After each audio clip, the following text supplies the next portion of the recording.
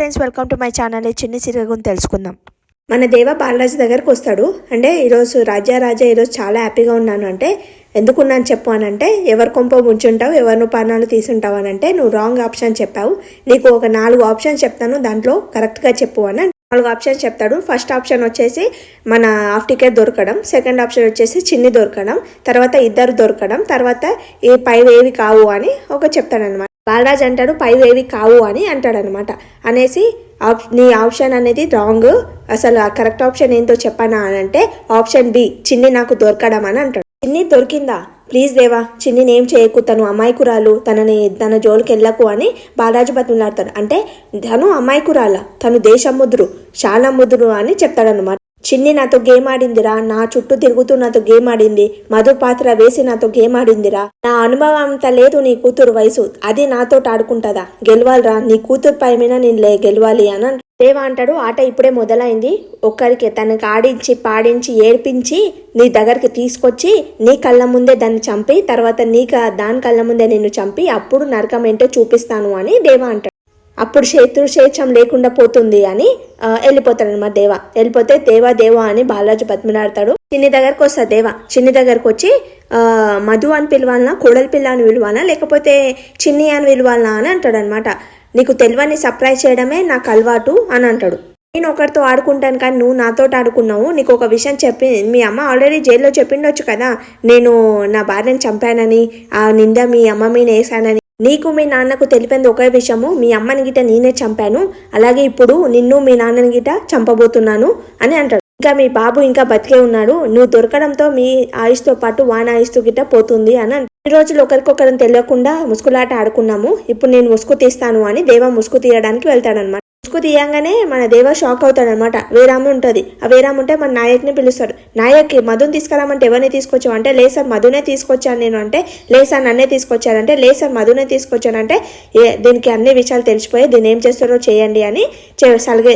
మధు దొరుకుతుంది ఈ చిన్న అమ్మాయి, ఏం కంగారు పడకు అంటే, దొరుకుతుంది కానీ కిడ్నాప్ చేసింది ఎవరో కూడా తెలియాలి అక్క అని అంటారు. తర్వాత శ్రేయ అంటది తెలియకూడదు, మధు అసలు రాకూడదు, మధు కిడ్నాప్ చేసిన వాళ్ళకి తెలియకూడదు అని అంటాడు. అప్పుడే మ్యాడీ వస్తాడు. డాడీ డల్లుగా వస్తాడు అనమాట. ఏం నాన్న దొరికిందా అంటే, లేదు మమ్మీ అని అంటాడు. తర్వాత లోకి అంటది ఆ కిడ్నాపర్ ఎవరో కానీ మధుని చంపేస్తే బాగుంటుంది అని అనుకుంటుంది. తర్వాత మ్యాడీ అంటాడు ఆ కిడ్నాపర్ ఎవరో కానీ నేను తెలుసుకుంటాను అని అంటాడు. డాడీ వచ్చాడు అని అంటే బావేంటి అంత తల్లుగున్నాడు అని అంటారు. తర్వాత డాడీ మధు కనిపించట్లేదు, ఎవరు కిడ్నాప్ చేశారంటే, ఎవరు కిడ్నాప్ చేశారు అని దేవా అంటాడు. అయితే ఊర్లో చెత్తబండి వచ్చి కిడ్నాప్ చేసుకపోయిందంటే, చెత్తబండి వచ్చి కిడ్నాప్ చేసుకపోయిందా, ఆ ఊర్లో ఎవరితో శత్రుత్వం ఉందేమో అంటే, ఊర్లో ఎవరితో ఉంటే శత్రుత్వం అందరు మంచిగానే ఉంటారు అని అంటే, అవును డాడీ మీకు పోలీసు వాళ్ళు తెలుసు కదా, నువ్వు పోలీసు వాళ్ళకి చెప్పి వెతికి తెప్పిస్తారా డాడీ అని అంటే, నువ్వేం కంగారు పడకు నాన్న, నేను పోలీసు వాళ్ళకి చెప్పి వెతికి రమ్మంటాను అని చెప్తాడు. నంబర్ కలవట్లేదు నాన్న, నేను చెప్తాను పోలీస్ వాళ్ళు అన్ని డిపార్ట్మెంట్కి చెప్తాను కాల్ చేసి, నువ్వేం కంగారు పడకు, నువ్వు వెళ్ళి పనుకో అని చెప్తాను.